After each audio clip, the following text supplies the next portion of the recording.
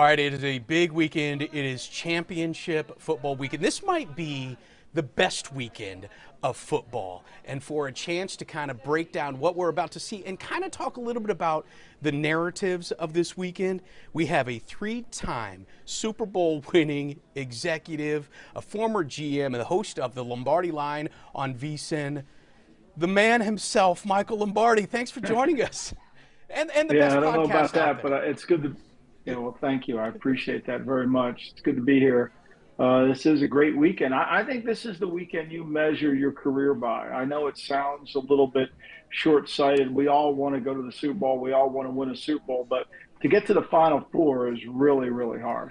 Yeah, without a doubt. I mean, I think it creates such great storylines, and there's so much breaking down of what we're about to see, especially in the AFC Championship, because I think this really provides a perfect snapshot of where the NFL is right now. You've got a Chiefs team that has always been known as a chunk yard offensive team, but they've got an offensive lineman who's going to be out. They don't get the chunk plays like they've been able to get in the past. And then you have the Ravens, who can run the ball and play great defense.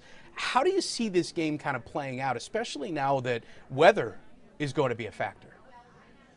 Well, I think if you go back and look at the last three games that the Chiefs played, with the exception of the last game of the year, the Chargers, they've changed who they are offensively. In those three games, they've run the ball 80 times. They've thrown it 90.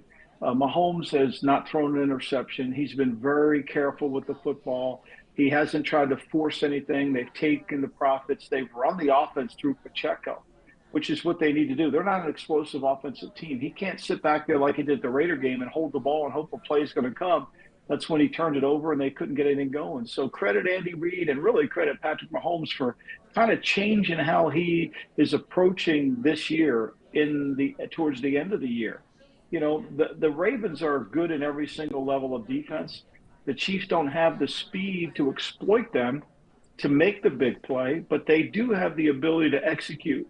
And what they did in Buffalo, only having the ball for 22 minutes, being able to put 27 points on the board, only being in third down five times, was really impressive. But this is a different challenge.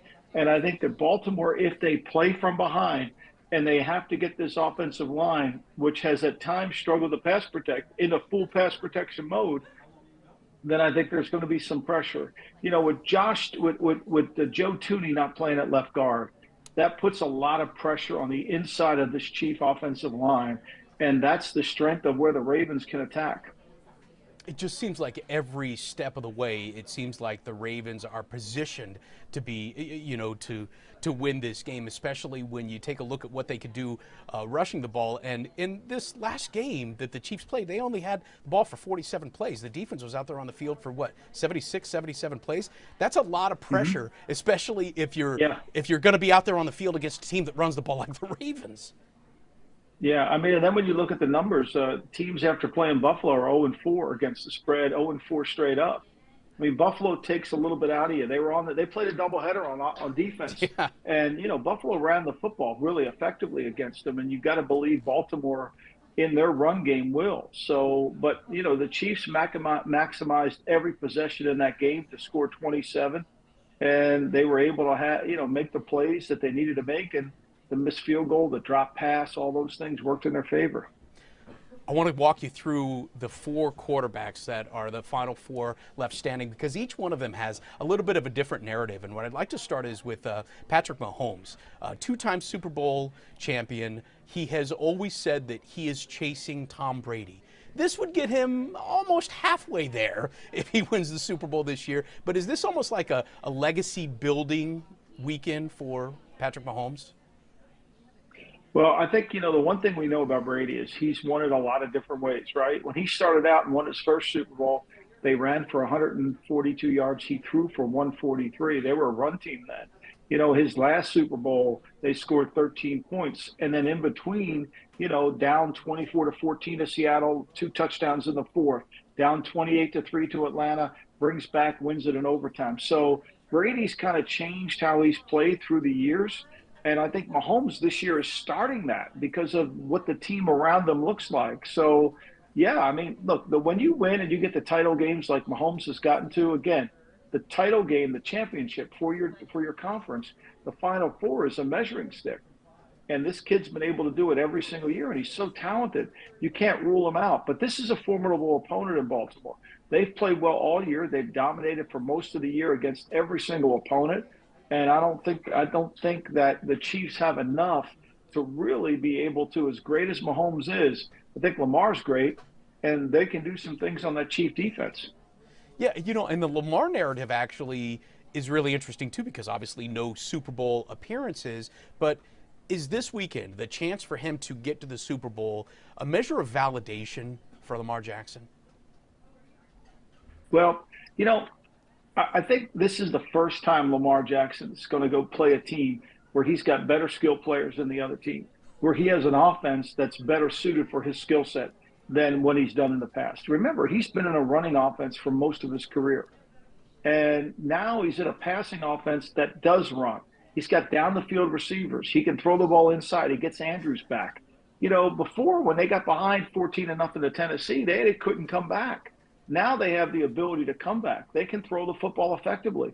And Lamar has always been a really good passer. He just hasn't had the offense, I felt like, that suited his skill set. He's a good inside the receiver, inside the numbers passer. And he's done that really well. His numbers this year, he's thrown for the most yards of his career, the largest yards per attempt in his career. He's thrown more passes than any other time in his career this season.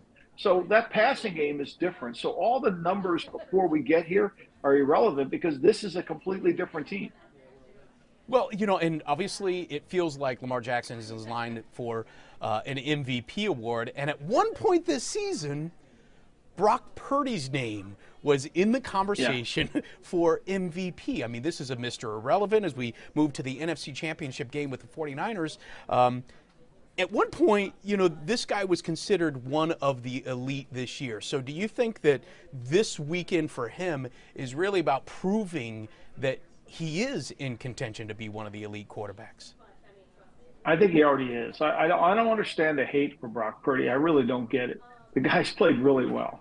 He's done everything, I mean, Kurt Warner was undrafted, went to the Arena League and played for the Rams and was embraced, and nobody talked about, he was Mr. Irrelevant or didn't get a tryout.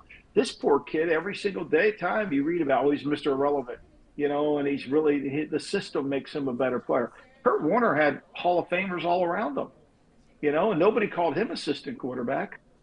This kid's a really good player. He's a really good player, makes a lot of throws. Did he play well last week? No. But Patrick Mahomes didn't play well against the Las Vegas Raiders on Christmas Day either. They're all going to have bad games. But he executes. He's accurate. I think the weather was a factor in that game. But I fully expect him against the Lions defense, which gave up 400 yards to Nick Mullins one game, gave up 396 in another game. In the last two games of the playoffs, they've given up over 350 yards to Stafford and Baker Mayfield. You don't think Brock Purdy's going to throw the ball effectively on him? Without a doubt, and you made a great point earlier. Even Tom Brady won a Super Bowl in the lowest scoring Super Bowl in history. So it's not always about the quarterback needing to throw for 400 yards. But on the other side of the Detroit Lions, Jared Goff, and what a narrative this guy has kind of taken. I mean, at this point right now, it's almost like he's watched his trade counterpart go and win a Super Bowl. Now he wants to pay back the Lions by making a trade for him as well. Do you think that he's carrying the entire weight of a city on his shoulders this weekend? Well, I think he's got the city's support. There's no question. I mean, look, he can't replace the years of losing. The last time they won, Buddy Parker was the head coach. But, Goff's got to play within himself. He's got a formidable opponent in the 49ers. Their defensive line did not play well last week. Their defensive line did not put pressure on Jordan Love. The Packer offensive line was really good. And that was why the Packers were in that game. And if that's the case, the Lions will be in this game too. But Goff's got to be really good at protecting the football. He doesn't turn it over. That's one of the greatest strengths he has. And he's got to be able to handle when the game gets speeded up, when he's got people around him and his feet and the game goes, like the second half against the Rams, when they gained 89 yards. They couldn't really move the ball that second half. Raheem Morris did a nice job of adjusting it. That's going to be the challenge. Can he do that? And, they scored 3 points, still won that game. The Lions have been very good at making key plays at the right time to win games. Can that continue? I think the betting public says no. That's why the line's moving from 7 to 7.5. but I think they're going to give them a good game. I really do. Can they win? It would surprise me if they could beat them, but it wouldn't shock me. Obviously the games are going to be front and center, but a real close second that everybody is keeping an eye on is the coaching carousel. And what's amazing to me right now is you have a coach out there with a resume that is unmatched by any other coach. And just this week, the Atlanta Falcons turned down Bill Belichick as their head coach. The reason behind that is still, it's not exactly 100% sure, but yet there's a belief that, that Bill Belichick wanted to carry a lot more weight than just the head coach for that squad.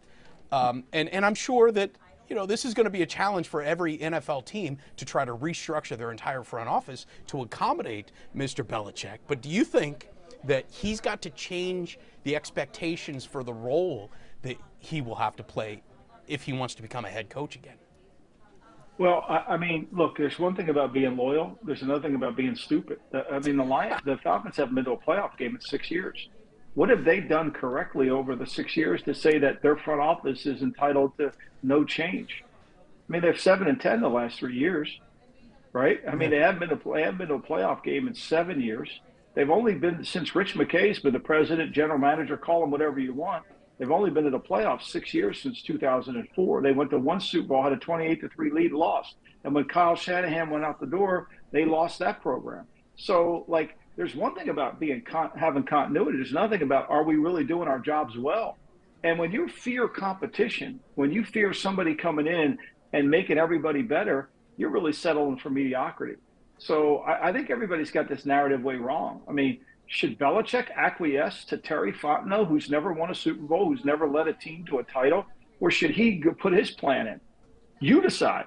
He's got 6 trophies. Fontenot and McKay haven't been to the playoffs since he's gotten there. You decide. Arthur Blank did. He had more faith in them. I think, to me, most reasonable people would have gone with the proven commodity. But there's a narrative out there that, Belichick can't win without Brady. Belichick can't draft. I don't understand it. All of a sudden, those 6 trophies just showed up in Foxborough. I don't know how it got there. We're going to have to do an investigation. Look, if a franchise wants a top-down culture change, what's wrong with a guy who's got a proven track record, obviously the best track record in NFL history, and giving him the reins? As you said, nothing else has worked for him. I would disagree with that if they were winning. Like if Jerry Jones said, look, we've got a really good team. Will McClay's done a great job. Bill, come in and coach the team. I would say fine. But when you haven't made the playoffs in 6 years and you've been 7-10 and you've been drafting skill players all year for 3 years that you've been the general manager, you've drafted nothing but skill players and you finished 26th in the league in points, right? And you finished 17th in yards. Are you really a good team? Are you really building the right team? So, look, Atlanta, the reason Atlanta is because they do things like this. If he sits out a year, is that maybe a better scenario for him, giving other teams and other franchises a chance to kind of reshuffle themselves to prepare for his arrival? Well, I think it's going to have to take a team that really wants to win. Do you think Atlanta really wants to win? I mean, you have to ask yourself that question. If you're committed towards winning or you're committed towards continuity, you decide. I think, to me, there'll be a team next year, and regardless of his age, there's going to be a lot of jobs there's a lot of teams right there. The New York Jets coach is 33% win percentage in 50 games. But, they're not going to make a move. Why? I don't know. We've seen 50 games because Aaron Rodgers is going to cure all their ills. So I think you have to kind of take a little bit of a perspective and step back. And, Belichick is the greatest coach of all time, the greatest one I've been around, and I've been around Bill Walsh. I've been around Marty Schottenheimer. I've watched Al Davis for 10 years. He has no equal, and he's still at the top of his game. But because the narrative gets generated, people seem to think something differently. And, and the league is going young, there's no question. Going inexperienced, there's no question. Dave Canales just got the Carolina Panther job. 1 year is calling plays in the league. So Brian Callahan just became the head coach of Tennessee, never called plays in the league. So, this is the trend that the owners want to go. They want a collaborative effort. They want everybody to go to Dairy Queen after the game and sing Kumbaya. And I'm not sure that's how you win a championship. But the four teams that are in the Super Bowl or that are competing for the Super Bowl this weekend, they don't behave in that manner. Well, I will tell you this right now. Vegas has a no line on the possibility of Belichick becoming the new head coach of the Jets next year. I don't think you can put a line on that. Well, why would he? I mean, you could. Why would you replace Belichick? Why would you make that move? You've already got a 33% winning percentage coach. Why would you change? Okay, I see where you're going. I couldn't see any reason to. Right. Well, this is, it's a conundrum, and it's a mystery that will just have to be solved next year, I suppose. You can hear him on the Lombardi Line on VSiN. His podcast is the GM Shuffle. He's the incomparable Michael Lombardi. Thank you so much for your time, man. Thank you so much. I appreciate it.